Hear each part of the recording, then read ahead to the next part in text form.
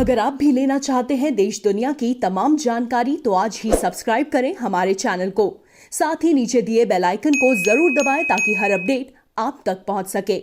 नमस्कार, साक्षी news network पर आप सभी का स्वागत है। भारत में एक दिन में कोविड-19 के 70,421 नए मामले सामने आने के बाद देश में संक्रमितों की संख्या बढ़कर 2,95,10,410 हो गई है।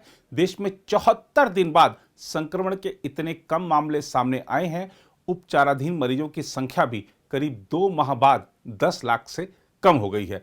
केंद्रीय स्वास्थ्य मंत्रालय की ओर से सोमवार सुबह 8 बजे जारी किए गए आंकड़ों के अनुसार देश में पिछले 24 घंटे में संक्रमण से 3,921 और लोगों की मौत के बाद मृतक संख्या बढ़कर 3,74,305 हो गई है।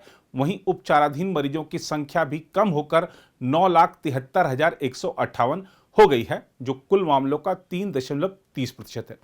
पिछले 24 घंटे में उपचाराधीन मामलों में कुल 53,001 की कमी आई है। आंकड़ों के अनुसार देश में पिछले 24 घंटे में संक्रमण से जिन 3,921 लोगों की मौत हुई, उनमें से महाराष्ट्र के 2,771, तमिलनाडु के 267, केरल के 206 और कर्नाटक के 125 लोग शामिल थे।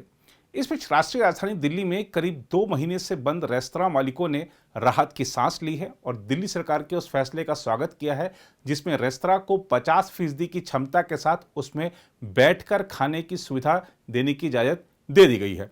दिल्ली के रेस्तरां में 17 अप्रैल से बैठकर खाने पर रोक थी। हालांकि रेस्तराओं को खाना पैक करके ग्राहकों के घर पहुंचाने की इजाज़त दी गई थी। बहुत अच्छा महसूस हो रहा है, खुशी हो रही है कि भाई चलो एक राहत है आम जनता के लिए। हम तो अपना बिजनेस तो बढ़ा ही पाएंगे थोड़ा उससे, और आम जनता को भी यहाँ सुविधा मिलेगी भी चलो खाने पीने का हमारी फेमस जगह है तो हम खाएंगे और उनको अपना टेस्ट बरकरार वही जो मिलेगा वो टेस्ट देंगे। हम उनको घर पैक करने भी ले जा सकते हैं। सुविधा ये बहुत ही अच्छी सुविधा है कि खड़े होकर खा सकते हैं और पैक भी करा सकते हैं। एक संतुष्टि मिलती है कि चलो अब कोरोना के केसेस जो है वो कम हो रहे हैं और दिल्ली जो है दोबारा से अनलॉक हो रही है। नहीं तो आपको तो पता ही है कि काम धंधे कोई भी मेरे ख्याल से ऐसा कोई भी फील्ड नहीं है जिसमें असर ना पड़ा हो इसका। उसके अलावा लोग कितने परेशान हो रहे हैं, लोग कितनी डेथ्स हो रही है। जो सेकंड वेव आई है स्पेशली वो तो बहुत ही खतरनाक आई है सर। हमें हफ्ते में हर एक दिन फोन आ जाता था, आज इसकी डेथ चली गई, आज इसकी डेथ हो गई। ऐसे तो काम पे कितना असर पड़ा? काम पे तो सर पूरा असर पड़ा है। इसमें हर फील्ड में असर पड़ा है, इसमें हर काम पे असर पड़ा है।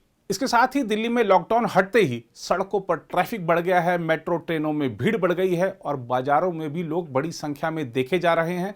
खास बात यह है कि दिल्ली के बाजारों में कई लोग मास्क लगाए नहीं दिख रहे, जबकि दिल्ली उन राज्यों में से है जहां कोरोना ने सर्वाधिक कहर बरपाया था। इससे बहुत व्यापारियों के मन में बहुत खुशी है और ऐसा ही होना चाहिए और ये बिल्कुल सही निर्णय है केजरीवाल जी का। और ये पूरा खुले, पूरे बाजार खुले, जितने कोई दुकान लगाता है, कोई अपने रोजी रोटी के लिए आता है, सबको रोजी रोटी मिले और पूरी व्यवस्था से पूरी मार्केट खुले जैसे पहले खुलती थी।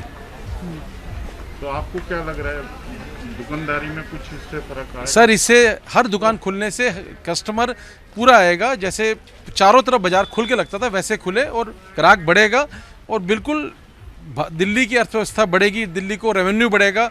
दूसरी ओर भारतीय महिला वॉलीबॉल टीम की कप्तान और महान धावक मिल्खा सिंह की पत्नी निर्मल कौर का मोहाली के एक अस्पताल में कोविड-19 संक्रमण से संबंधित जटिलताओं के कारण निधन हो गया है। वह पिछले महीने इस बीमारी की चपेट में आई थी। वह 85 वर्ष की थी और उनके परिवार में पति, एक बेटा और 3 बेटियां हैं।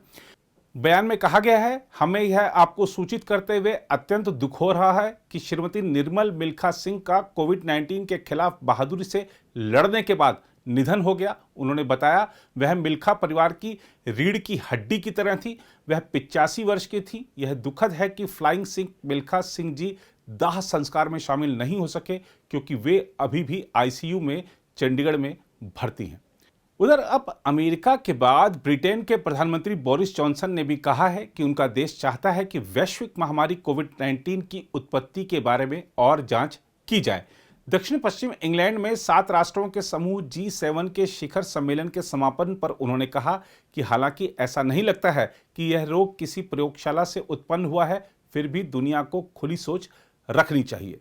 उल्लेखनीय है कि कोरोना वायरस के चीन की किसी प्रयोगशाला से दुर्घटनावश लीक होने की अवधारणा की अमेरिका द्वारा नए सिरे से जांच की जा रही है और इस जांच के आदेश अमेरिकी राष्ट्रपति जो बाइडेन ने दिए हैं। हालांकि पहले इस अवधारणा को जन स्वास्थ्य विशेषज्ञों और सरकारी अधिकारियों ने खारिज कर दिया था।